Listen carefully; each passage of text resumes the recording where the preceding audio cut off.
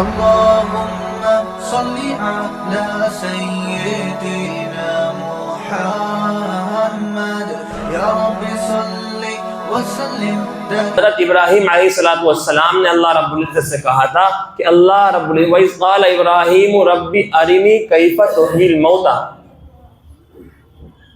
اللہ رب العزت میں دیکھنا چاہتا ہوں، آپ مجھے دکھا دیں کہ آپ کیف تحیی الموتى، کہ آپ کیسے زندہ کرتے ہو، انسان کو آپ کیسے زندہ کرتے ہو. قال ولم تؤمن، اللہ رب العزت نے فرمایا قال ولم تؤمن، کیا تمہیں یقین نہیں ہے؟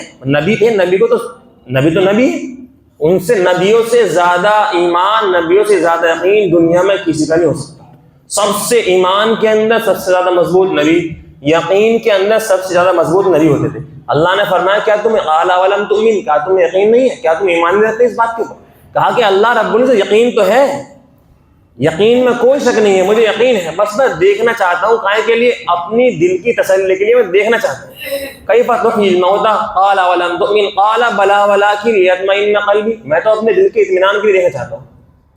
اللہ رب العزت نے فرمایا قال فخذ أربعة من الطير فصرهن إليك ثم اجعل على كل جبل منهن جزءا ثم ادعهن يأتينك سعيا. خلاصہ اس کا یہ ہے کہ اللہ رب العزت نے فرمایا کہ جاؤ تم ایک کام کرو، 4 پرندے پکڑ لو، 4 پرندے لاؤ، 4 جانور لاؤ اور ان کو اپنے اوپر ہلا لو، اور اس طرح ہلا لو کہ تمہاری ایک آواز پر وہ آ جائیں. اس کے اندر ایک مور تھا، 3 عورتیں، 4 جانور کو فرمایا. بہرحال تو ان کو پالا پوسا بڑا کیا اور اپنے اوپر اتنا ہلا لیا کہ ایک آواز پر وہ آیا کرتے تھے. اب ان کو اللہ نے حکم فرمایا کہ ان کو ذبح کر دو. ان کو ذبح کیا، 4 کو ذبح کرنے کے بعد پر ایک جگہ رکھے اور ان کی کھوپڑیاں، سر، منڈی ایک جگہ رکھی اور گوشت ایک جگہ رکھا. ایسے ان کو رکھ دیا، 4 کو الگ الگ پہاڑوں پر رکھ دیا. مطلب پورا ہی رکھا، سر سارے کے سب کے سر ایک طرف، سب کے پر ایک طرف، سب کا گوشت ایک طرف، ایسے 4 کو ڈیوائڈ کر دیا اور بیچ میں کھڑے ہوئے. فرمایا اللہ رب العزت نے انہیں اشارہ کرو، بلاؤ انہیں. ایک کو آواز دی، اس کی گردن اڑی، گردن اٹھ کر بیچ میں آئی. پھر اس کے پر آئے، پر آ کر اس میں لگے. پھر اس کا گوشت آیا، اس کے اوپر کھال چڑھی. پورا پرندہ تیار ہو کر ان کے پاس آ گیا. انہوں نے اپنی آنکھوں سے دیکھا، کیونکہ ایک بات سنی بھی ہوتی ہے اور ایک بات دیکھی بھی ہوتی ہے. کبھی بھی سنا ہوا دیکھے ہوئے کے برابر نہیں ہو سکتا.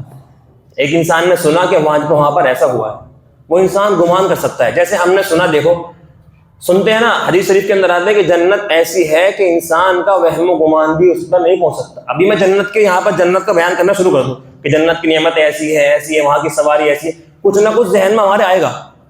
بہترین سواری، میں کہوں گا نا جنت کی سواری بہت بہترین ہے، ذہن میں کچھ نہ کچھ آئے گا ضرور کہ ایسی ہوگی اور ایسی ہوگی، جنت کی عورت ایسی ہوگی اور اس کا جسم ایسا ہوگا، اس کا لباس ایسا ہوگا، جنت کے محل ایسے ہوں گے، کچھ نہ کچھ ذہن میں آئے گا. لیکن حدیث یہ کہتی ہے کہ نہ اتنی خوبصورت ہے کہ نہ کسی کے دماغ پر اس کا خیال گزرا، نہ ذہن میں اس کا تصور کر سکتا انسان، اتنی خوبصورت ہوگی.